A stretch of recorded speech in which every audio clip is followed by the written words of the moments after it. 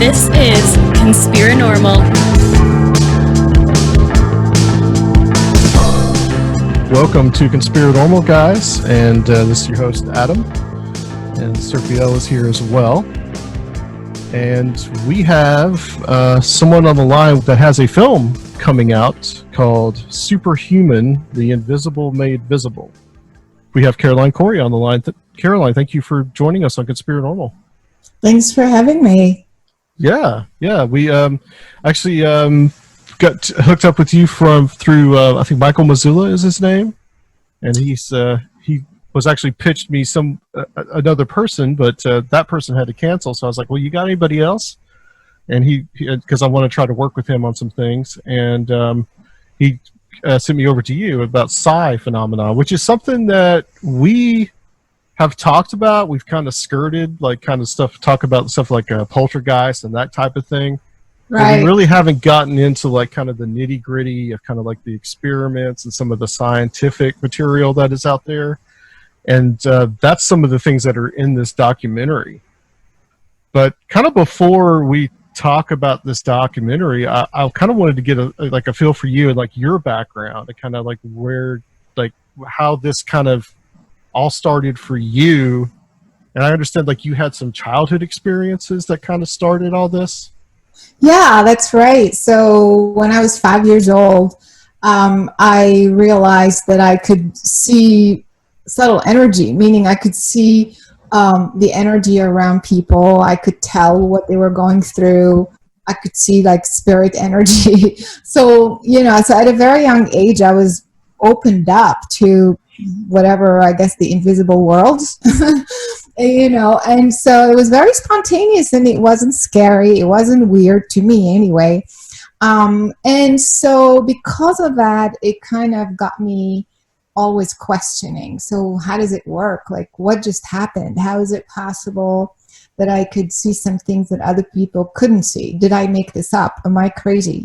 So by asking these questions, I got in the field of consciousness studies. So, is how consciousness works, in the physical world, physical reality, all these existential, questions.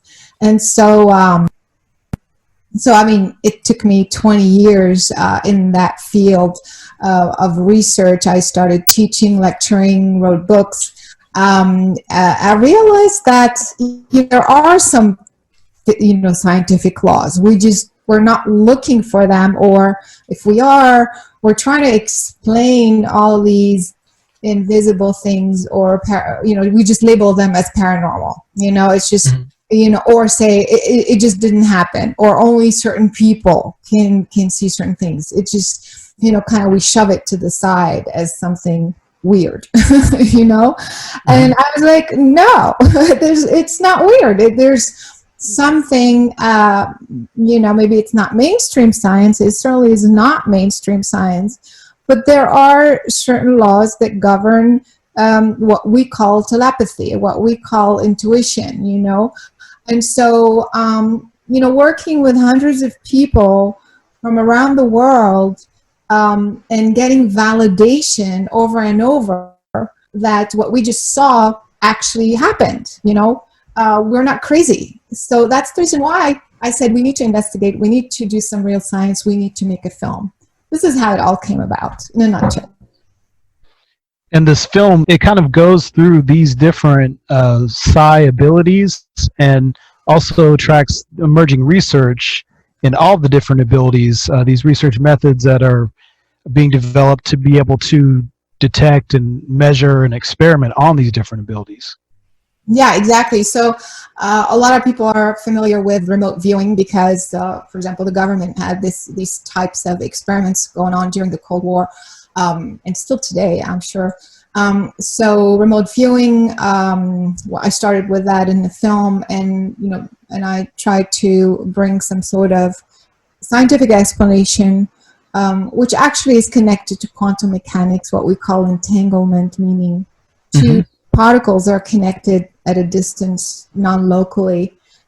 So why is it impossible for us to think that the minds, could also be connected at a distance non-locally? So we start with that, and then I introduce different aspects of psi phenomena, like can the mind literally change the chemistry of water? Can the mind literally move a physical object? And so, from throughout the film, we kind of move from one subject to another, doing demonstrations, as you saw yourself, in experiments to show how this is possible and this is measurable. That's what I tried to bring in the film, the measurability of the phenomenon. Was there anything in those experiments, and I kind of want to dig into that a little bit, but was there anything in those experiments that really like stood out to you that maybe that kind of surprised yourself? It depends on the experiment, but what comes to mind right away is the ease that other people could do it, like without any preparation or almost no preparation. Right. And that was also the point of the film, which is to show that it's not just some, Uri Geller or like some, few folks that have those very unique special abilities. It's anybody and everybody. And so that's the reason why I invited random folks to just try it out. And they were like shocked, not just me, but the crew, because it was all filmed live, and also don't forget on a film set, we have cameras and lighting and equipment and a bunch of people walking around. So it's not the most conducive, like space for you to do an experiment with your mind where you have to concentrate and, focus and meditate.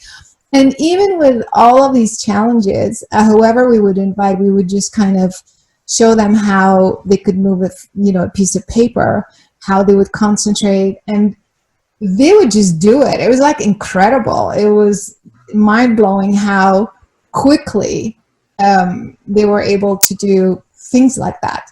So that just blew me away. I was like, yes, anybody can do it. Because that's what I want to show in the film. Anybody can do this. We just have to know how, Yeah, it's like you can train yourself to do these things, which is a concept that I never really understood. I've always been under the impression that like psi ability is almost something that like you're born with or like you're gifted with it. But as I've kind of gone a little more studying and looking and speaking to people like yourself, that it's something that you can actually hone. It's like a trained ability. It's like an ability that everybody basically has. Exactly. And that's exactly the point of the film, because it becomes a totally different subject. It becomes the fact that, hey, anybody can do this. Everybody has the ability. Therefore, it's just a matter of you putting your mind to it and doing it. And it's not as complicated as you think. Just kind of believe in yourself. And as you start doing these things, it's extremely empowering. It is so empowering, because it's like one thing to, for example, right now we're teaching, we just taught a class on, spoon bending. Okay.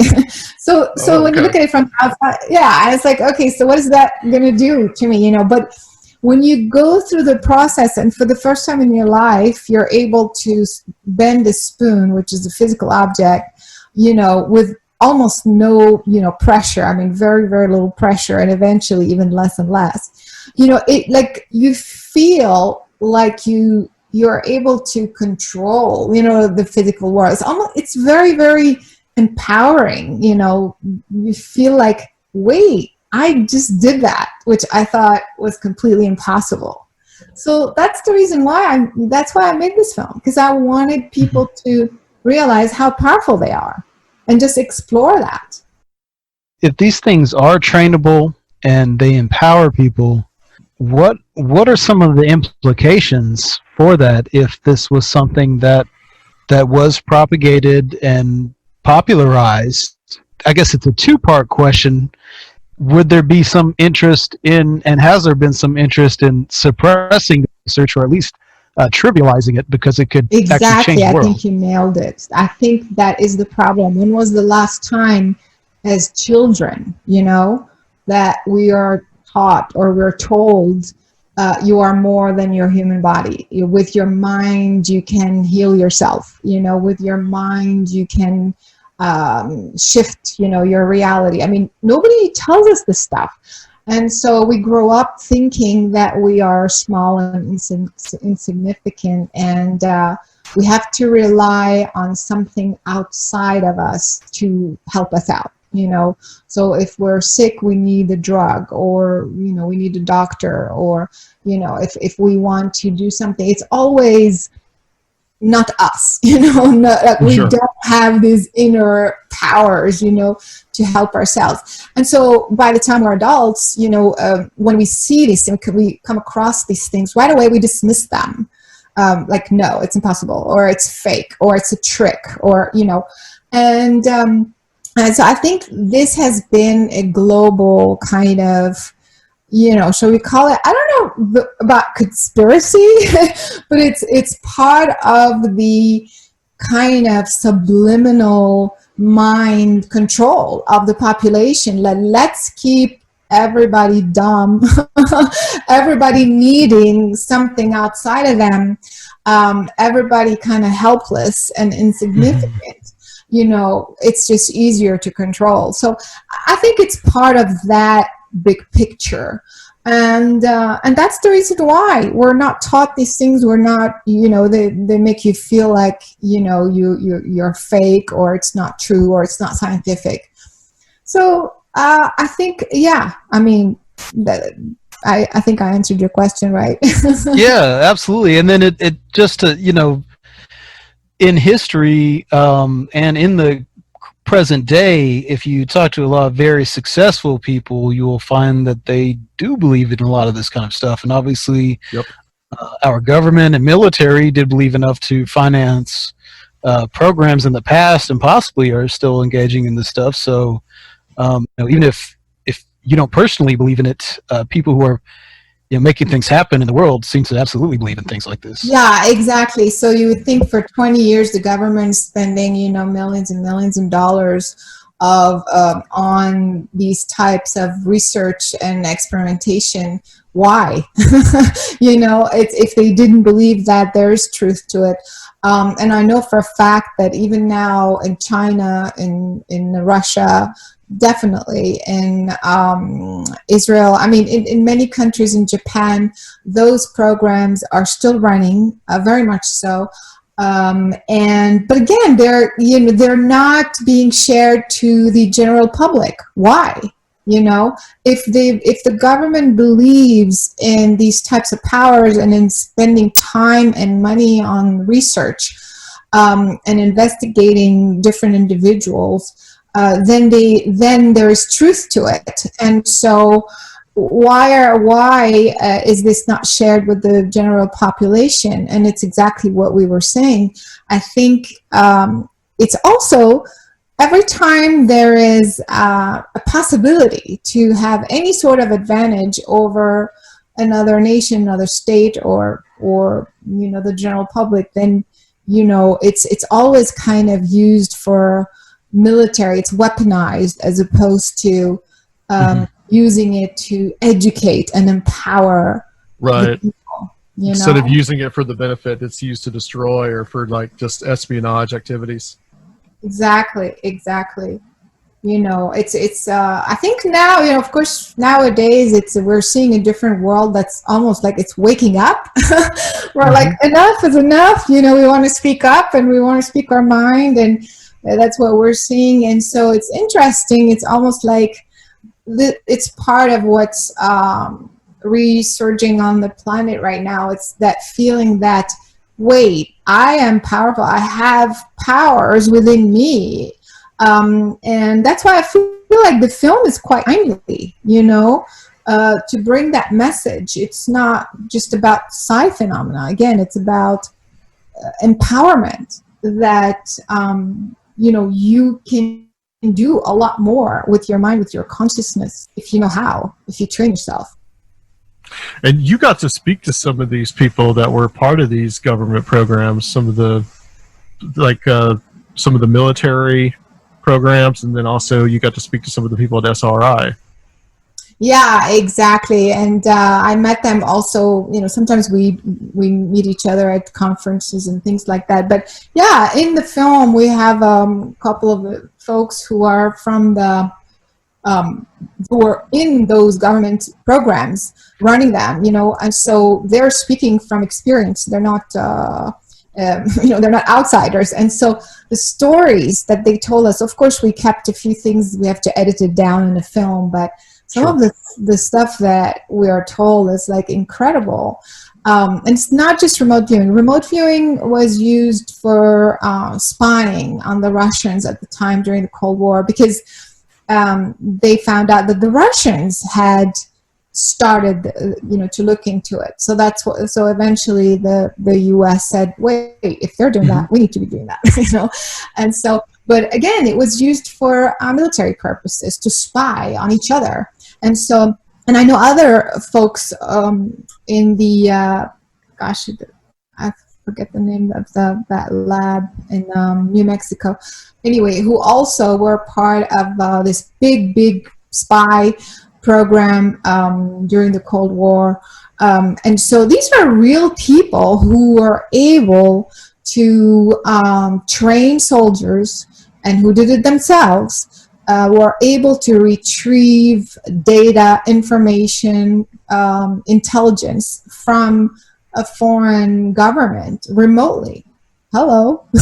Yeah. I mean, and it's not just kind of, it's even, it goes deeper even. I didn't put that part in the film, but I mean, to the point, the information they were able to retrieve was not just data, but literally documents. Like, they could literally see and read documents remotely. So it's crazy.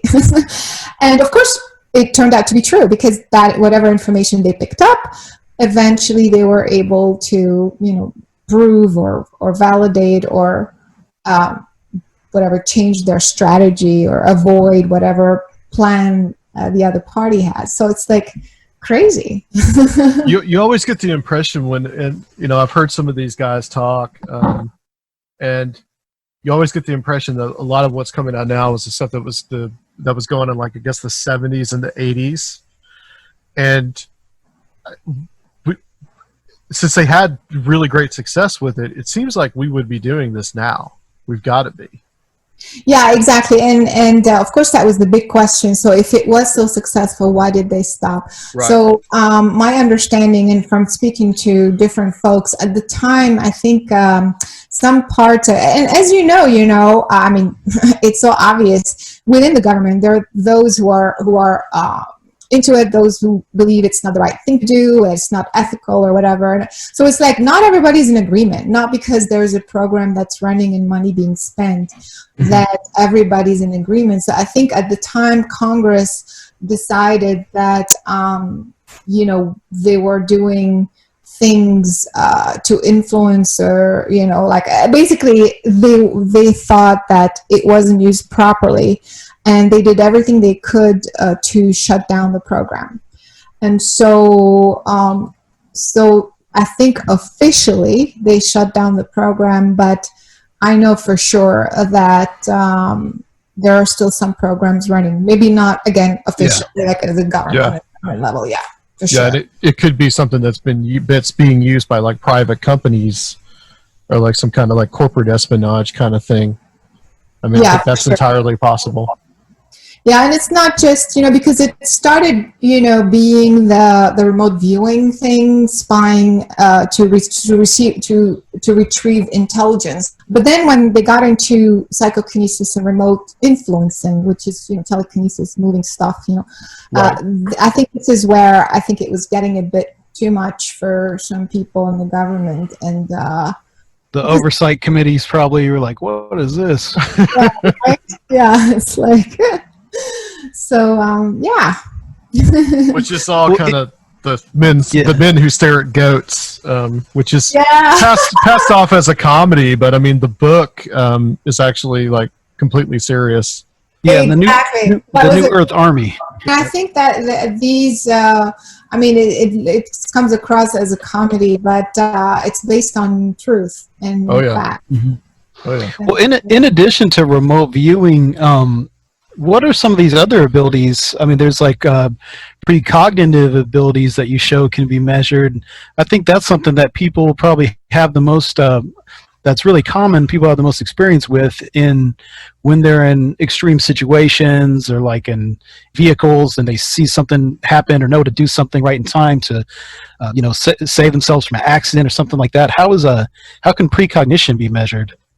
Yeah, so that's also fascinating because it's like you're saying, it's more common than we think. A lot of people see something before it happens. Usually it's like just before it happens. Sometimes it's before, like in a dream or something like that. But the majority of people see something, a few minutes, few seconds, or a little bit more before it happens. And so one of the experiments that we did in the film to measure that is there is actually a physiological response, like the body reacts to something before it's happened.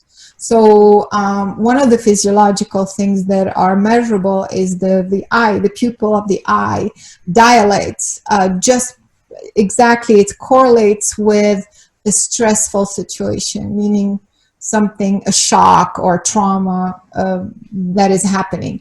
Except that when we were measuring the pupil of the eye, it was dilating before the event would happen. So how is it possible that the body physiologically would be responding to something that hasn't happened yet?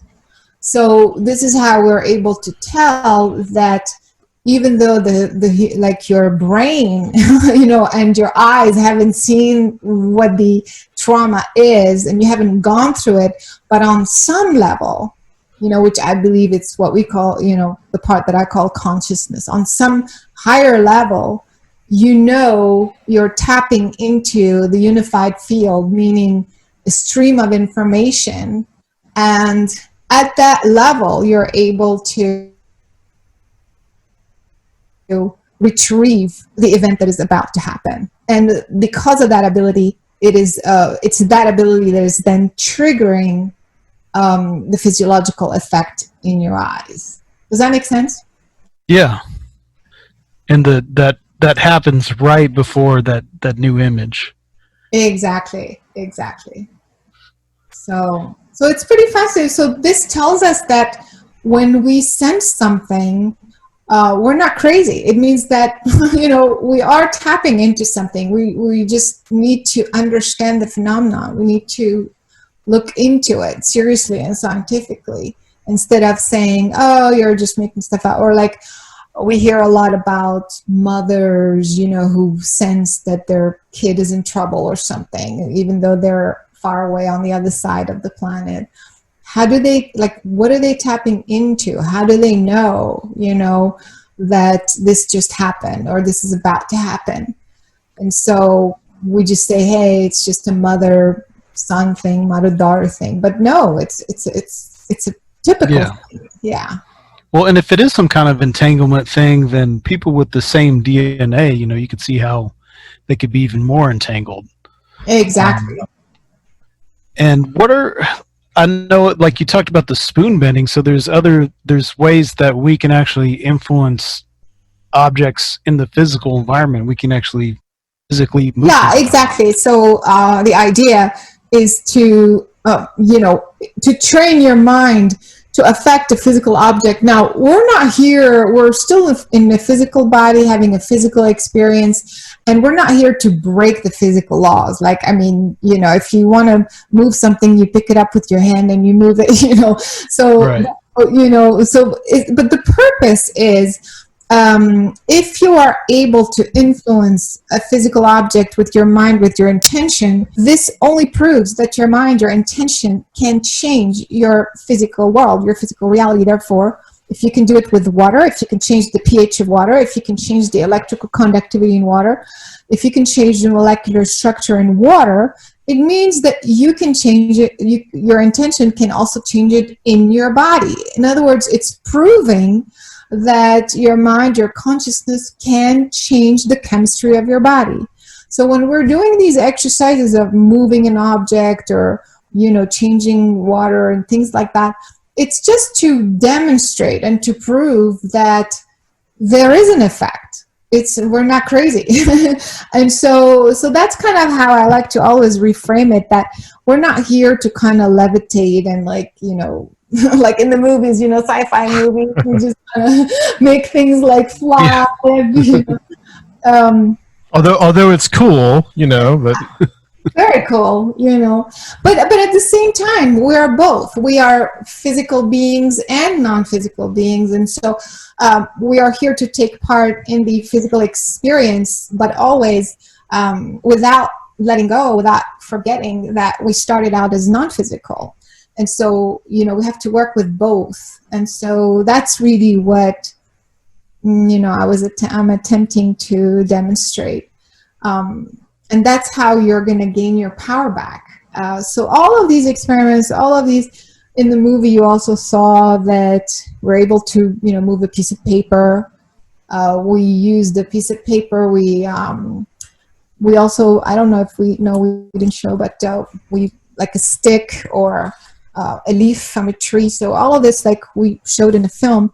And then we did it under a glass, and then we did it under vacuum, to keep showing that it's not thermal energy, it's not electromagnetic, it's something else. It's really the power of your mind. Yeah, that was pretty amazing, and that's a Russian experiment. The people are in Russia that are doing that, where they have the little piece of paper in the little bowl. Yeah, they did that. Yeah, there's an institute, they teach that, but we did it in a film ourselves. We had one of the actresses who did that. I did that. I also, and then we had one of the neuroscientists. He did it under vacuum, and I did it long distance. Also, move a piece of paper. So yeah. So again, it's not about the piece of paper. It's about the fact that if you're able to do that, then you're able to do other things, which is like heal yourself. How about that? That's the point. Well, I think that brings to the question of like intent and being that able to change your physical environment with your intent. And this is something that we've kind of talked about a lot, in the idea of like new thought and how your intention can manifest your desires or your physical world. Can you talk about how you can modify your physical world with intent? Yeah, so I teach a class called Mastering the Creative Formula. It's like we want to change our physical world, our physical reality, but we don't know how. We say, well, I didn't create this illness, or I hate my relation. I want to get out of my relationship, or I want to attract a relationship, or I want to attract money in my life. And so, because I'm not happy with the way things are. So basically you want to change your physical world, but we don't know how. And so I created this class. We think, a lot about the law of attraction. To me, the law of attraction is just the mechanism, it's like the background, the law that kind of moves things, but it's not you. You're not the law of attraction. You still have to generate that intent. But you also, so I would say like in several steps. The first step is for you to say your intent. You'd be surprised how many people say, I'm not happy, I want to make more money or whatever, but they don't know how to articulate a specific intent. I say, well, when was the last, what is it that you want? They'd be saying, well, I don't have enough money, or I've been struggling with this, and I'm like, yeah, but that's not what I asked. What is it that you want? Yeah, it's kind of like a nebulous general desire. Yeah, exactly. So we don't have that training to know how to create things. So the first thing is to articulate your intent very clearly. The second thing is to really want it. That's another thing. Again, we have a subconscious mind that is working in the background. So we're saying, a part of us, the conscious mind, is saying, I want to make more money, but then the subconscious mind is saying, I'm not worthy, or I don't believe in this monetary system, or I have to work very hard, or whatever. Some sort of negative thought that is still part of the equation. So that's a problem, because the part of you is saying, I want to make money. The other part of you is saying, I don't think so. I don't care about money. I want to do something that's fun for me. You know what I mean? So your subconscious is kind of holding you down, but you may not be aware of it necessarily. Yeah, exactly. And the third point is you have to believe. You have to believe. So a part of you says, I want to move this physical object, or I want to bend the spoon, but I can guarantee that your subconscious mind is saying, there's no way I can do that. or how does that even work? And, it breaks the laws of the universe, So my point is, we say we want to change our physical reality. We say, but we don't know, we don't have these tools in place, the articulation, the specificity of what it is that we want, the desire, the belief, and also the letting go. Sometimes we want to control, like we want in your relationship, but it has to be this way, and it has to look like that, and he has to be, you know what I mean? Like we dictate Sure. every single thing instead of just, knowing what we want, but then just letting go. What if you don't meet the person through work and you meet them online? What's the big deal? You know what I mean? Like, so there's these tools that we are just not taught. And so that's the reason why we want to change our reality. We have to understand what our consciousness is, what it can do, and have those tools to do it. And so that's why, I made this film, to kind of validate and demonstrate how your mind is not just this thing, floating around. It is the most important thing. Yeah. You start creating your reality with your consciousness. And a lot of that comes from those quantum physics ideas of consciousness coming first and then things being entangled, which brings me to another idea that they talk a lot about in early New Thought, and even like the Mark Rosicrucians talked about, which is the idea of vibration. What does vibration have to do with all this? Yeah, beautiful. I love that question. Yeah, like you were saying, what we talk about consciousness as is fundamental, meaning it's before anything. If there's a before and after, where it's like it's the substance that is at the base of all that is, of all aspects of life. And so because of that, it also kind of came before, if you want to say in simplistic terms, before the material world.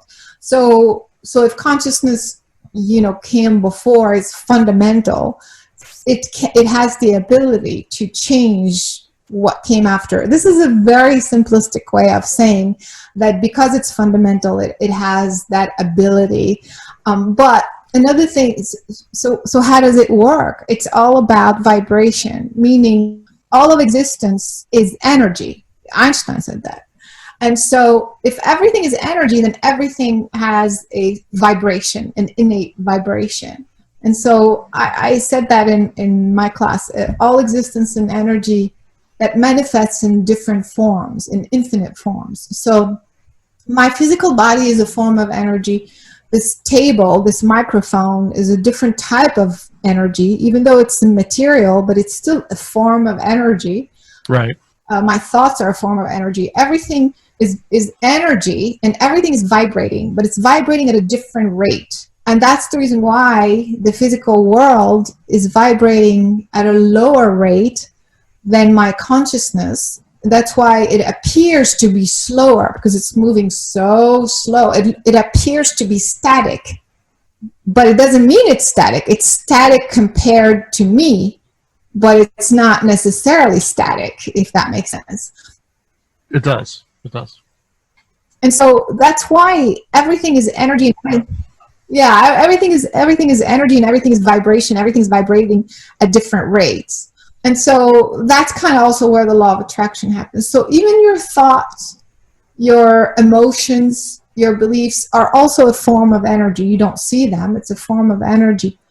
And so that vibration, anger is an emotion that has a vibration, or love, or sadness. Everything is a different vibration. So whatever you're vibrating out is going to attract its match. So if I'm vibrating anger and frustration and sadness, then that vibration that I'm putting out through the law of entanglement is going to attract a similar vibration.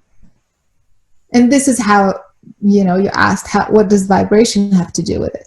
So if you want something good, you have to vibrate in that space first in order to attract your match. And if you're vibrating in a negative way, you can affect people around you negatively, and you can attract negative people to you. Absolutely. That's why when you go and you meet someone, or you have a conversation with someone, you feel exhausted afterwards. You're like, oh my God, I'm drained, because that person is vibrating at such a low level, and it's just kind of bringing your energy down. It's all vibration, all kind of interconnected. Do you have to be in a physical proximity to someone, or can, like we are doing right now, speaking across the country, can you pick up on that from a distance? Yeah, you don't have to be in the same space. Absolutely. You can be on the phone with someone, and whatever they're projecting into your ear, that's that. Or just by thought, like I said earlier, your thoughts are connected through entanglement. So it's the same thing. If somebody's sending you negative thoughts, you can pick up on that as well. So there was one experiment in the film that with the yeast cells. Oh yeah. And they found out that the yeast cells were making this kind of harmony, this noise, and whenever they would disturb the cells, they would get static or some kind of really horrible noise. And when they'd go back to when they would return to normal, that tone would come back again. And so is that kind of the same kind of concept? Yeah, absolutely. I mean, I love that segment. I mean, can you imagine that our cells are vibrating and emitting a sound? So it's like we don't hear it. In the movie, the professor was explaining how it was amplified so we could be heard. But so now we are literally vibrating and emitting a sound. We all are a symphony, and so, and so if you are vibrating in a negative space, your sound, that vibration is going to sound really bad. It's like a shh, remember in the movie? Mm-hmm. It's fascinating. I want to talk a little bit about the Blindfold experiments. This was interesting. I had never heard of this before. This is, I guess, basically the idea that you can, and I think it goes back to what you were saying, that you can basically train yourself, essentially, to tap into these powers, these abilities.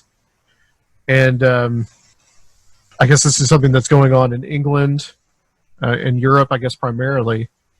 But apparently it's the blindfold that they can put on, and they can see what's around them, I guess, in the mind's eye, essentially. Is that correct?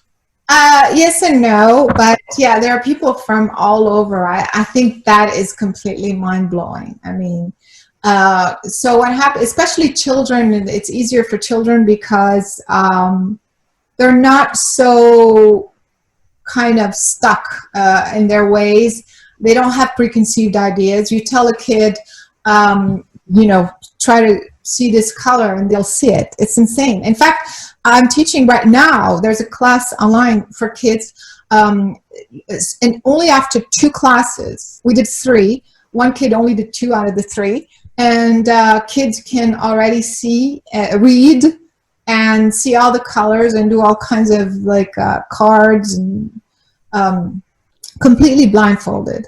And so this, to me, when I saw this the first time, Of course, people from the outside, when they look at it, they go, okay, there's no way, it's a trick. That was, I'll be honest, that was my thought. I was like, how is this being done? Like, what is going on here?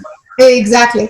And so, but as you saw, I knew that was going to happen because it was my reaction at first. Yeah. What is, and so, and that's the reason why the more you look at it, you're like, oh my God, no, this is real. And so, and that's why I brought the scientific aspect of it by measuring the amount of light that was inside the mask, and there's no light inside the mask. And by the way, if you use that mask yourself, you put it on your eyes, you'll see for yourself. It's completely black, dark. And so, anyway, so after we realized that there's definitely no light and this was no trick whatsoever, we found so many people from different parts of the world doing that. But what I noticed is that the training is slightly different. So some folks focus on the mind's eye. It's almost like a type of remote viewing. It's kind of like, you can see remotely in the sense that it's beyond, that whatever's covering your eyes. But other folks, the training is different. So some of them is through vibration. So you sense the vibration of the objects around you. You get so clear on that, so trained that you can literally kind of see the world around you clearly, as you saw the folks in Utah. But other people as well you train your brain to basically believe that there is light. As you know, our visual system works because we have light, because light is being reflected on stuff. So if you can convince yourself that there's light in your mask, you can see through your mask, therefore you can see. It's crazy, but again, it's possible and it's being demonstrated. So it's kind of like a visualization kind of exercise at first. Not visualization. It's more reprogramming of the brain, because actually, we think we see with the eyes, but actually it's the brain that's telling us what we're seeing. It's not the eyes. Right. It's the brain, the part of the brain that is telling us, okay, now you're seeing a tree, now you're seeing, so that's to me was completely mind-blowing, because if you can reprogram your brain to see without your eyes, then you can do anything. And so that's kind of what to me was the ultimate validation.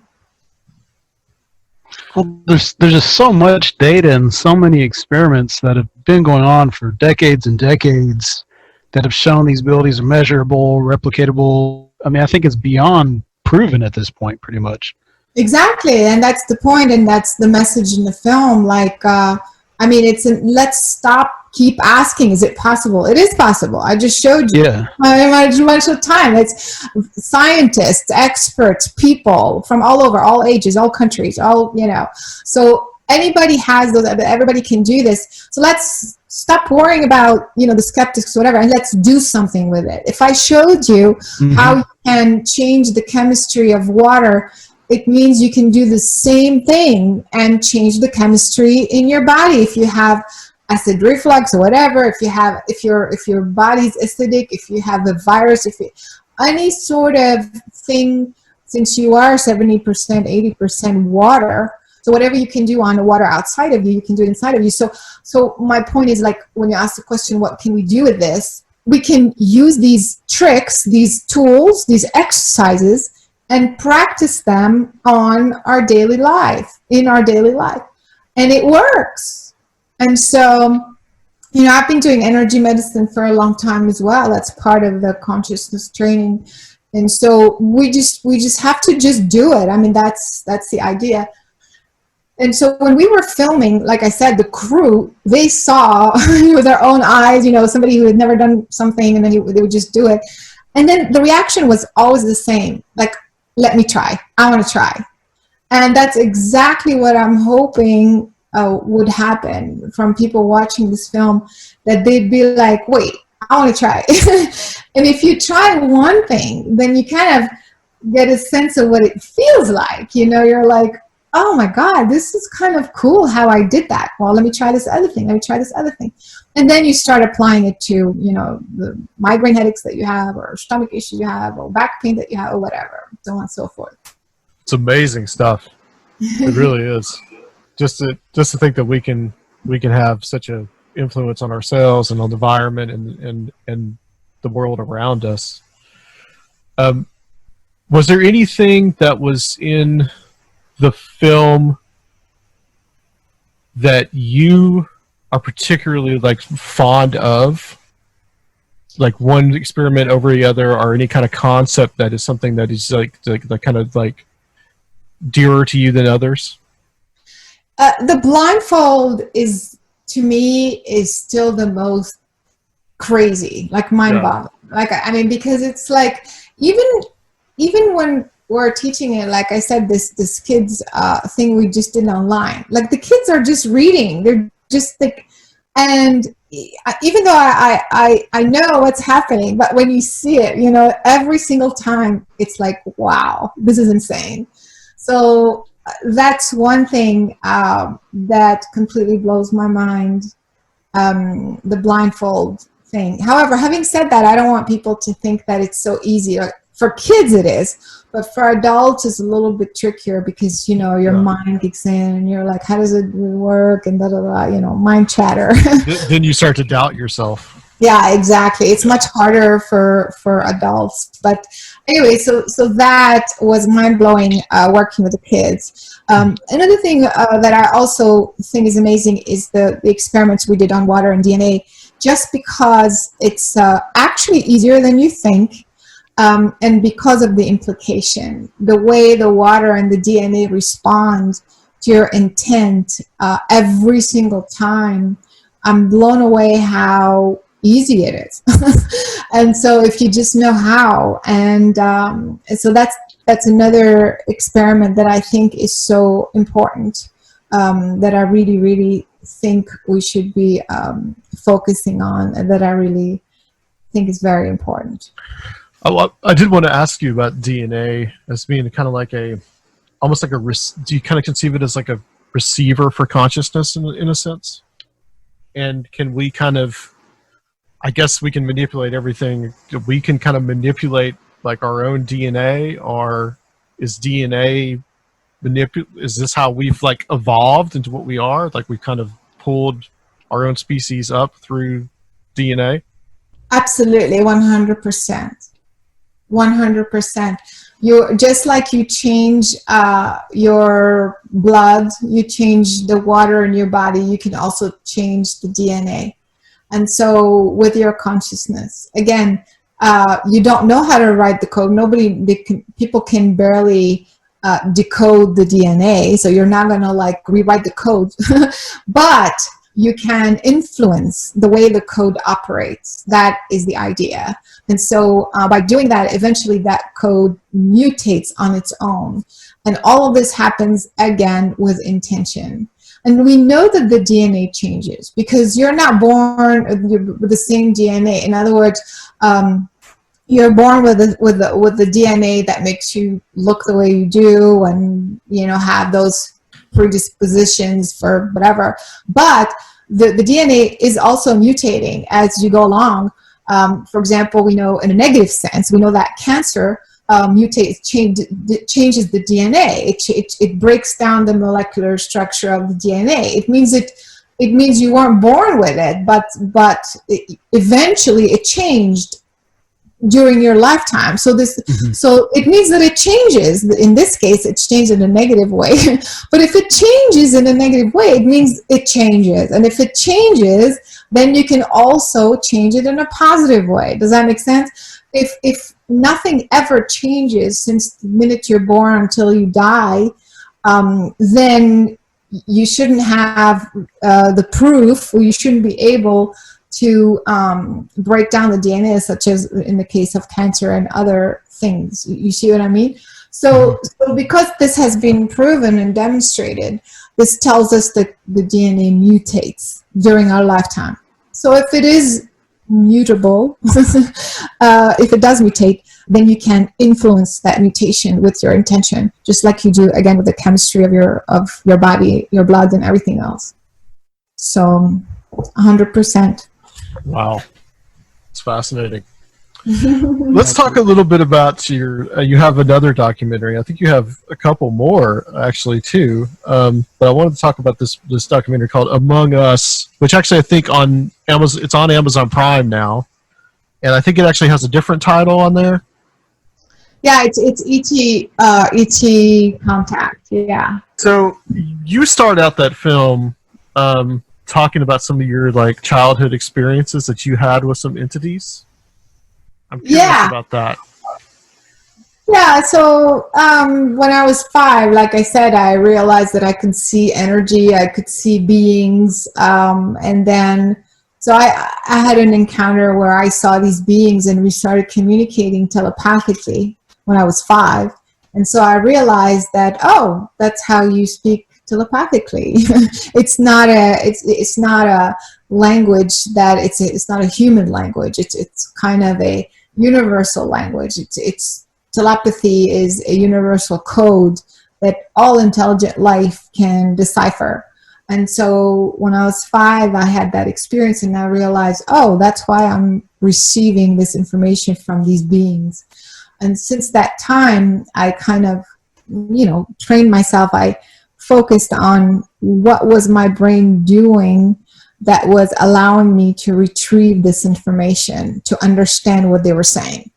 And so that's how I, as I said earlier, I started kind of asking these questions, which got me on the topic of consciousness. It's your consciousness that is common, where you're tapping into the unified field and the common denominator, if you will, with all species.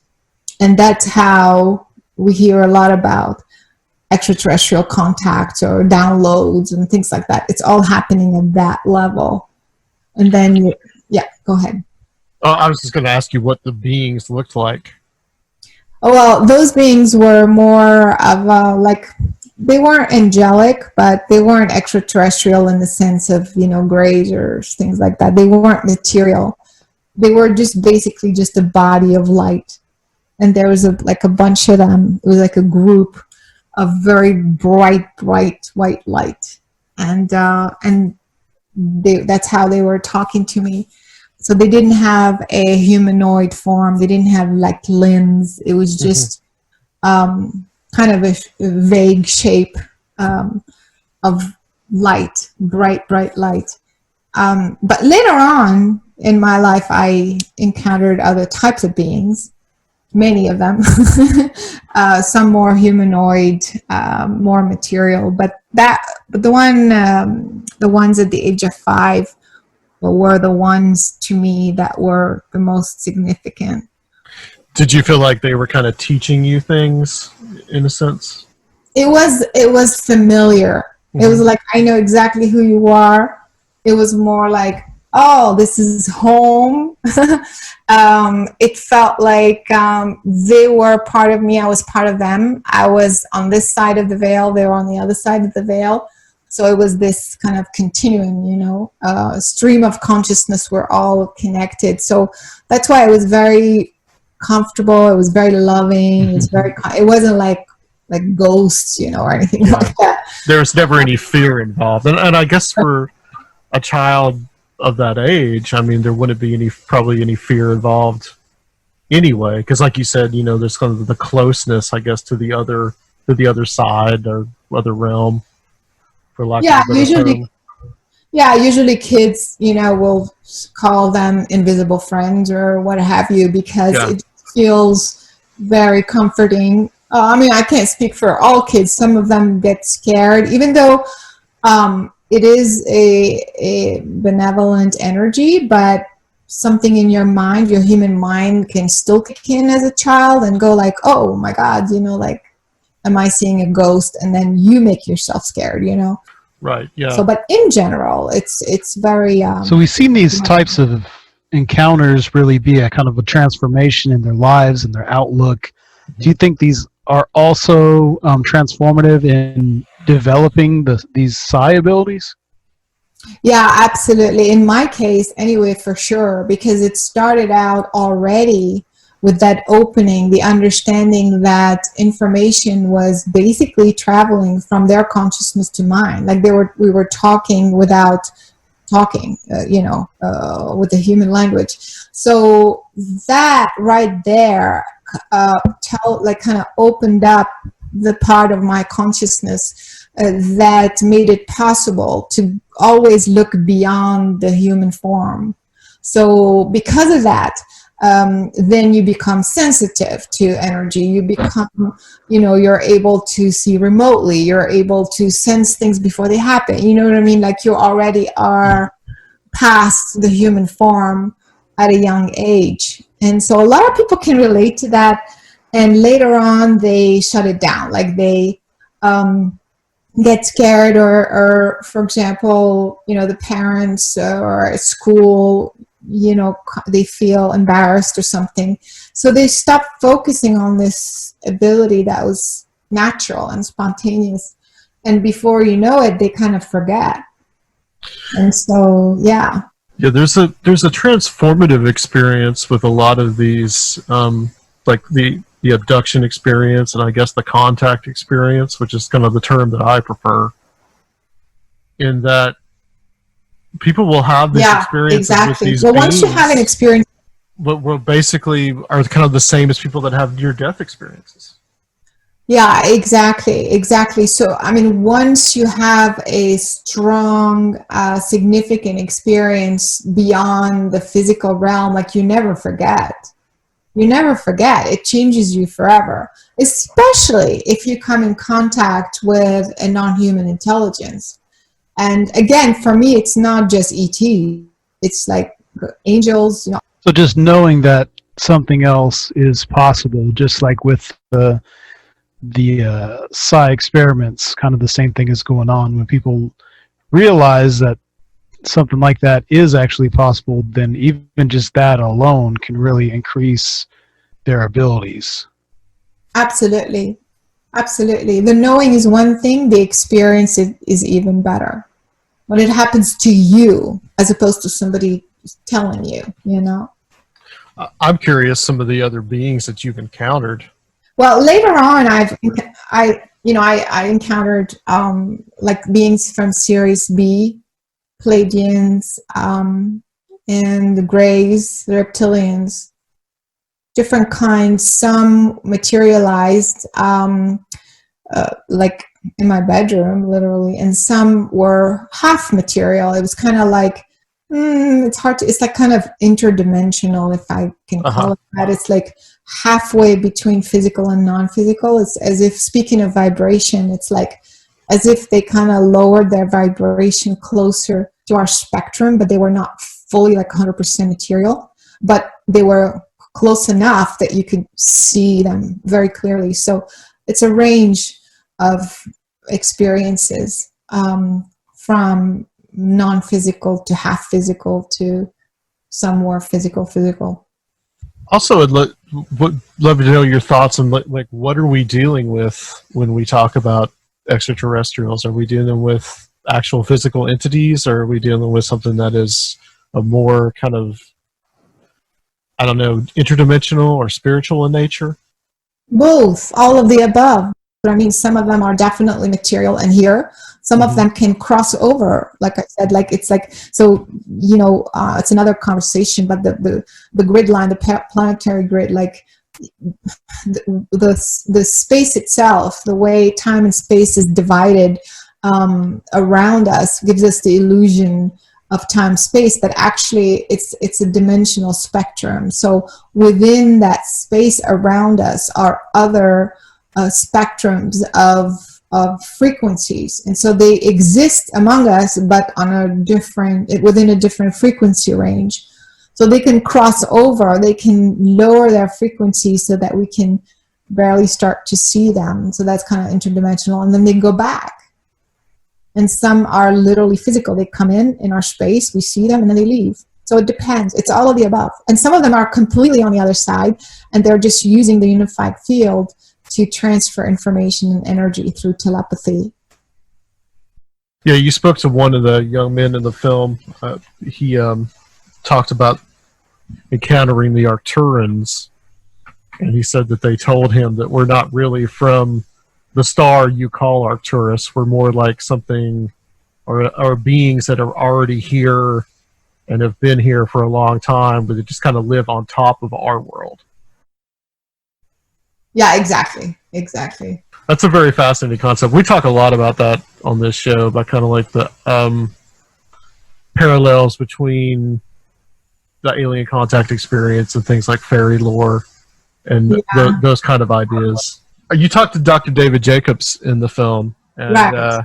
He, I know that he has a kind of a very, like he's kind of, I know he's very scared of what the Greys are doing. That's kind of his theory on it.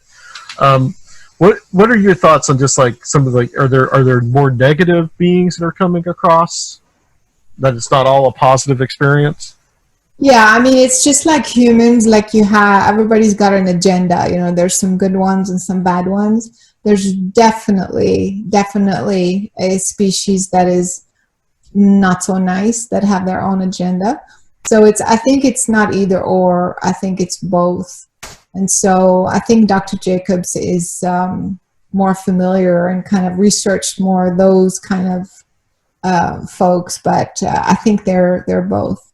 But I think, that whole agenda that they're here to take over the planet and to destroy us and stuff, I think if that was the agenda that was supposed to happen, I mean, they're not waiting for us. If they have that technology to be here and fly over here, I think they would have done it already. Like, what are they waiting for, Yeah, that's a good point.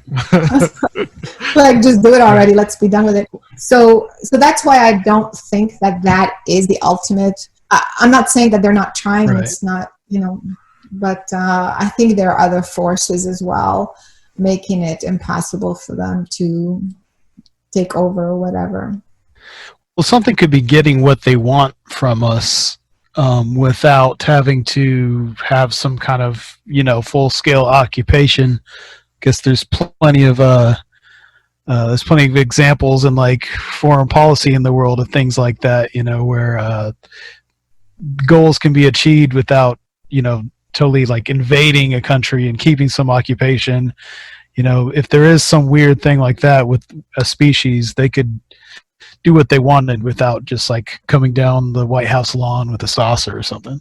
Yeah, exactly. I mean, if that's the plan, they can just be doing it, So they're not waiting for us if they have that sort of technology, Are they trying to?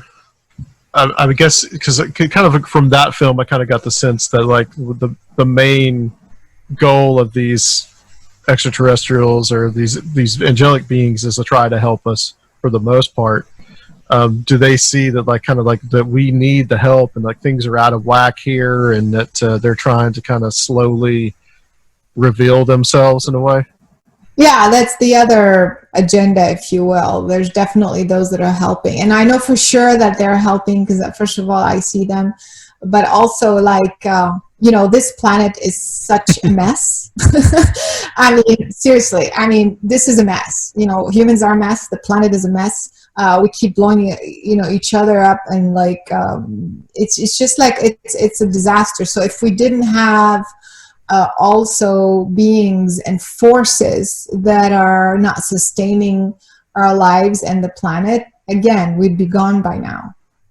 So I know for a fact that we're being helped and supported because we could have blown up this planet ourselves many times over with our nuclear waste and nuclear weapons and all the silliness that we do. Yeah, you hear about that with the flying saucers or the UFOs over like the nuclear weapons silos and that type of thing.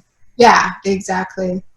Something I wanted to ask you, for people who are just now becoming convinced that they could have these types of abilities, and they're interested in in developing their abilities? What are some first steps you think Yeah, they so should take? that's why we already put that on the website of the film, superhumanfilm.com, so people can go and see if they're interested in those classes. There are workshops already set up.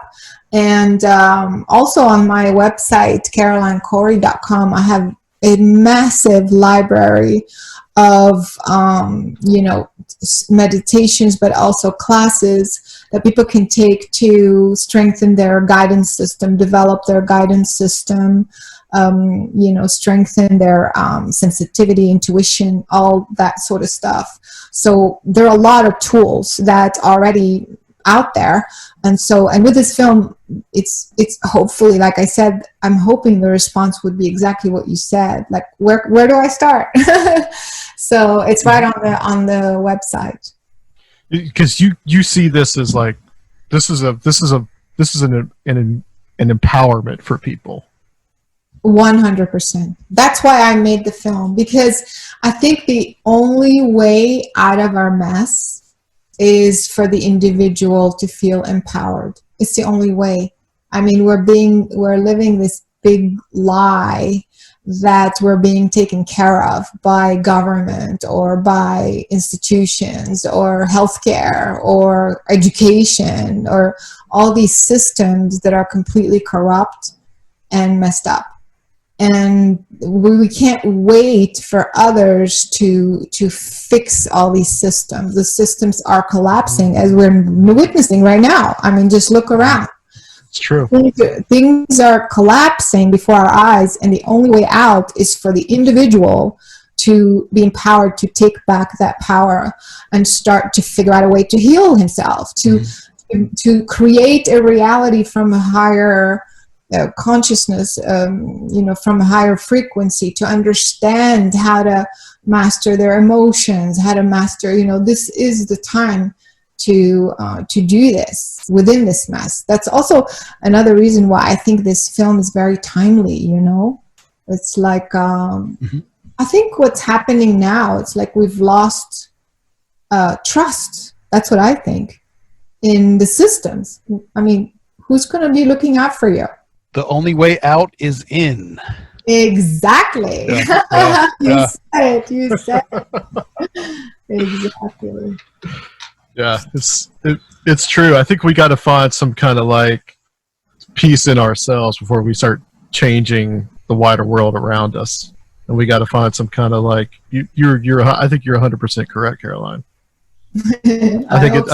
I think it starts within the soul, not necessarily from the outside. Where can people find the film? I know that it is going to be released very, very soon, but where can people find it, and also where they can find Among Us? Yeah, so the film is actually available to pre-order now, and I think what's good about the pre-order is like you end up owning it, but also you get all these bonus clips that are not in the film. So people can actually go now and get it at superhumanfilm.com is the website, and they can get it there. And for Among Us, it's actually godsamongus.com. So they can also find the link there. And that's also, like I said, on Amazon Prime right now as well. So if they have that, they can watch that film there. And when does Superhuman come out? July 14th. July 14th. Okay. Midnight Pacific time. Okay, cool. Perfect. This show will be really recommend it. Yeah. Thank you so much. It's a great film. Very informative. A lot of great stuff in it, guys. That's Superhuman, The Invisible Made Visible by Caroline Cory. Caroline, thank you so much for being on. Stay on the line for us. We're going to close out this section, and guys, we'll be back to close out the show as we always do on Conspirinormal.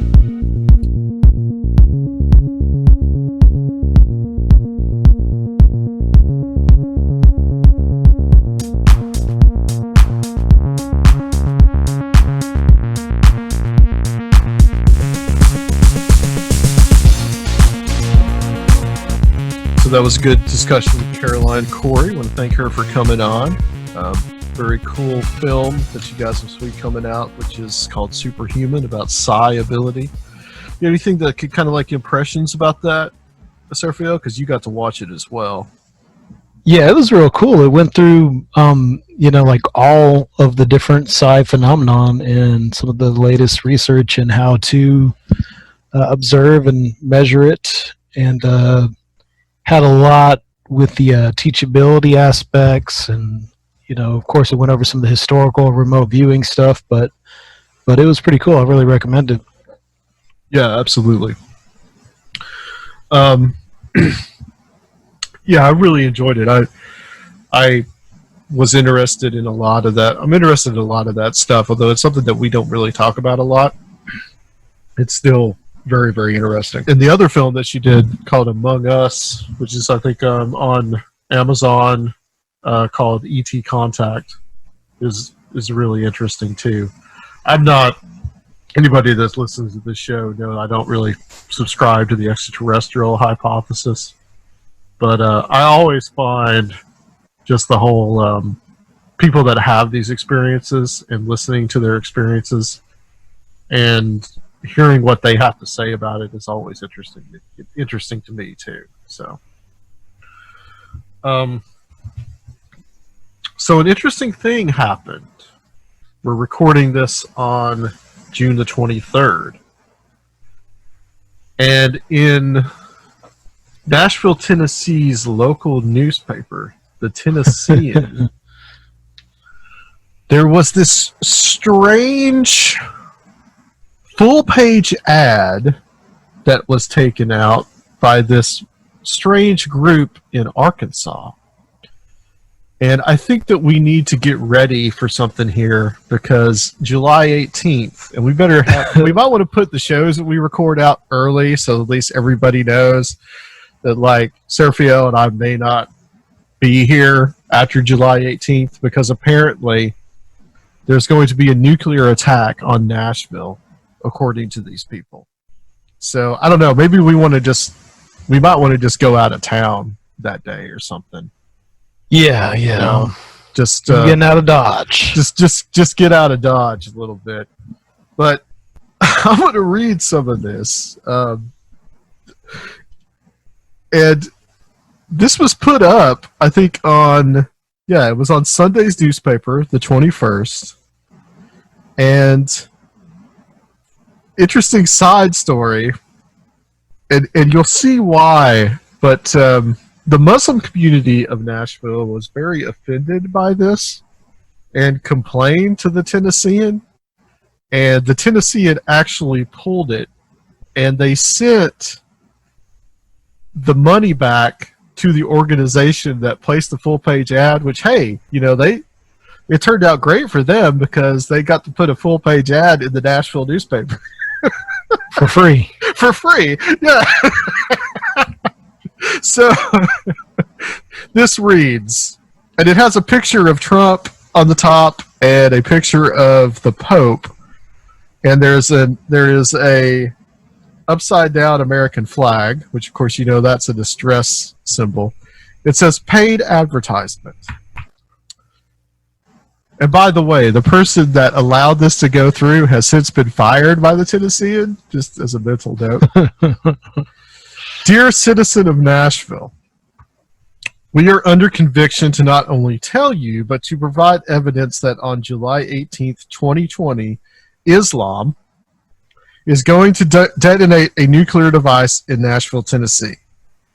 Our problem with trying to warn you of this event is that it requires information on a handful of subjects that you may or may not have any inclination to consider. Therefore, our intent in this letter is to identify the warning we feel under obligation to provide, and then give you a brief explanation of how this warning can be demonstrated to be valid. Hopefully, the overview of these issues will prompt you to go to www.july18.news, where the defense of each of these issues is presented fully. The subjects all have a relation to Bible prophecy, and all of them are interconnected. The United States of America is one theme, which is prophetically the sixth kingdom of Bible prophecy, yet different from the kingdoms of world history. Another subject is the kingdom succeeding the USA, the seventh kingdom of Bible prophecy, which is the United Nations. As the USA ends its history as the sixth kingdom and the world transcends into the seventh kingdom of the United Nations, Bible prophecy specifies that Donald Trump is the final president of the USA. President Trump has been typified by many biblical leaders and is marked in God's word. His presidency and his struggle with the Democratic Party is also a subject of prophecy and provides a backdrop for another matter that is marked prophetically, that of another civil war in the USA. This reality is fairly easy to recognize. As citizens of the USA, the intensity of division that is taking place between liberal and conservative Americans is manifested daily in the news. Now, there's more, and I guess I could go on, but I've got just a picture of it, and there's a nice little crease, and I can't tell anything that I can't read. Okay, I'll skip down here. Now, okay. Now, these people are Seventh-day Adventists. Okay, this group. Are you sure they're actual Seventh-day Adventist, or might they be some kind of spinoff? They could be a spinoff. It's I think possible. that group has pretty much. I think it's balkanized, like a lot of other. Yeah, it's bifurcated as well. Okay. Balkanized is a good appropriate word. We use big words on this show. The warning message that we are identifying speaks to the political struggle between Russia, the USA, and the United Nations. But it also addresses a religious power struggle between Islam, Catholicism, Protestantism, and the backslidden Seventh-day Adventist Church. There you go, Sergio. That's it. So these are not mainstream Seventh-day Adventists. Yeah. The Seventh-day Adventist Church was given prophetic light through the writings of Ellen G. White, which they have chosen to hide under a bushel rather than fulfill their responsibility. That responsibility included giving this very warning message, for it is from the writings of the prophetess they claim to believe and accept that Nashville is marked as being destroyed by a ball of fire, and her description easily fits the description of a nuclear weapon. Nashville is not the only city Ellen G. White identified would be struck by catastrophe. Over 100 years ago, she spoke of the time when the great buildings in New York City would be destroyed. She identified, among other things, that when this occurred, the fire engines would not be able to put out the fires because they were rendered inoperable. 9/11, maybe? The warning we are providing consists of both religious and political elements that require some deep considerations. With this in mind, we have created a website where we make a biblical defense for all of these seemingly absurd claims that those who wish to take warning may do so. It is certainly our hope that you will avail yourself of the information we are offering before it is too late, and whether you hear or not, this letter is being sent so that we might fulfill our responsibility as watchmen. For to not do so would mean that the blood of all those that perish in the upcoming nuclear strike would be required of our souls. And then they give a biblical passage from Ezekiel, and it says, "This passage is not being inserted to infer that we are prophets, for we are not. This passage, though, applies to any Bible believer, and it is included so you might understand why we have inserted ourselves into your daily life. For more information, please visit www.july1818.news." And this is from the Ministry of Future for America. Mm. And this was this bizarre thing that appeared in our local newspaper. Now, I am familiar with Ellen G. White because basically where I grew up was a Seventh-day Adventist community, and my mom kind of dabbled in it for a little while. And they are very very heavy on prophecy, extremely heavy on it. Very dispensational, but Ellen G. White, Seventh-day Adventists grew out of the whole Millerite movement, which basically said that the world would end, I think, in like 1844, and it didn't happen. And so Adventism started after that. And they've become more and more kind of mainstream over the years, but there are splinter groups. There's a lot of emphasis on kind of like an anti-Catholicism, and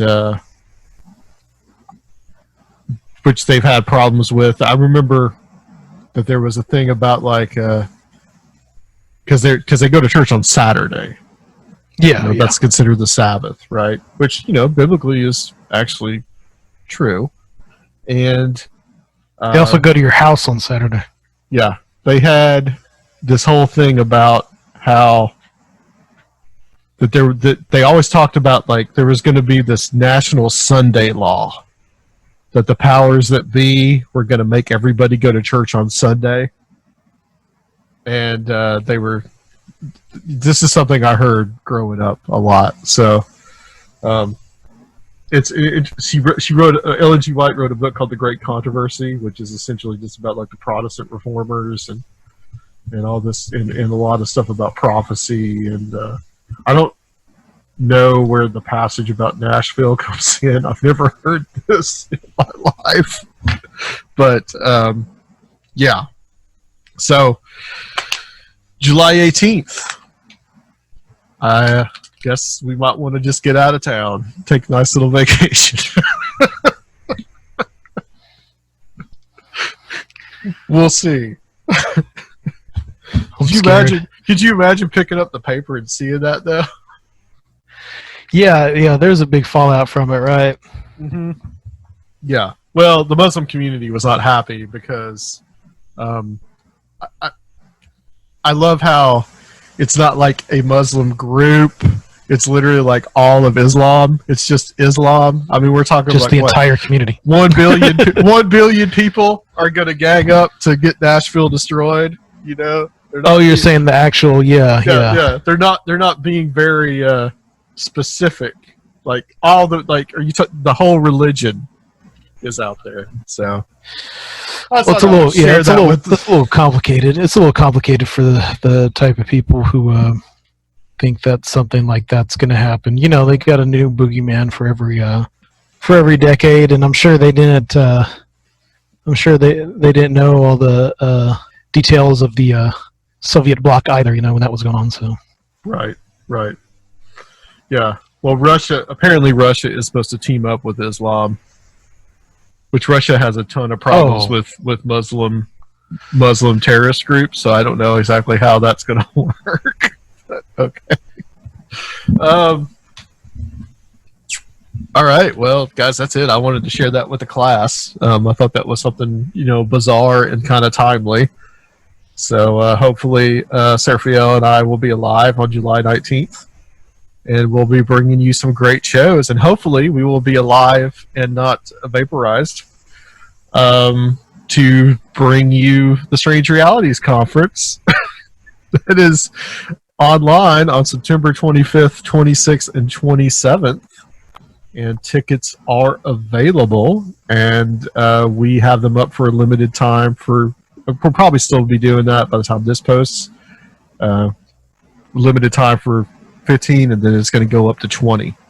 So guys, take advantage of that. We've already got some good sales on it, and we've got a good cast of characters, speakers that are going to be a part of this. So we're really, really excited to be doing this.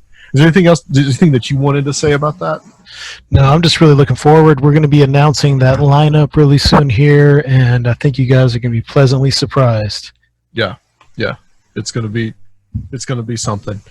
All right, guys. Also, if you are a Patreon, you have probably noticed that we are putting up the presentations from last year's Strange Realities Conference.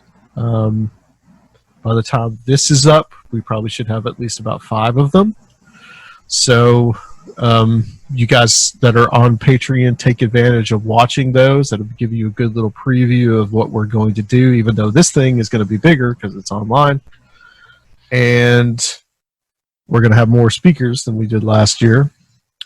But if you're interested in seeing those are on our Patreon, and Seraphiel can tell you where to go and how much it is. You can go to patreon.com/Conspirinormal and join for as little as $1. Get all this great free content. Or you can go to Conspirinormal.com to make a one-time donation. I believe you can also do that on our new host service. Is that correct? Yeah, well, right now it's on the website. Okay. Yeah, you can go to the website and do that. And we may include some some extra stuff as well on there. We're going to be giving that a big facelift in lieu of the conference. So there'll be some other opportunities on there. You can also get t-shirts at trepublic.com/Conspirinormal store. They got the different variations of the skull and Bigfoot. But yes, we should put the alien up there too. Yeah. A little vibe in alien. All right, guys. Just remember, Conspirinormal Podcast on YouTube. Leave us a 5-star review if you're so inclined on iTunes. We really like to see those and to keep them coming. And guys, we will be back next time with some more conspiracy and paranormal stuff on Conspirinormal.